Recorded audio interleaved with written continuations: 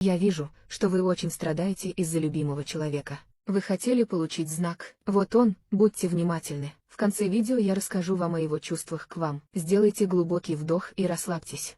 Первая карта показывает мне, что ваши чувства к этому человеку чистые и истинны.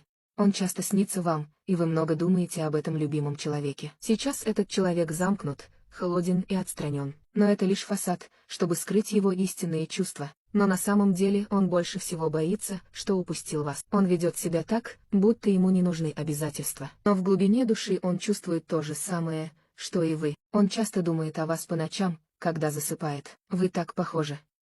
Он знает, что это родственная связь, и это его пугает. Он не может больше терпеть и будет искать способ связаться с вами. Вы просто должны написать «принимаю» в комментариях. Если вы верите в это откровение, нажмите на сердечко так, чтобы оно стало красным. Обязательно сохраните это видео, чтобы завладеть энергией, и обязательно нажмите на плюс, чтобы это стало реальностью.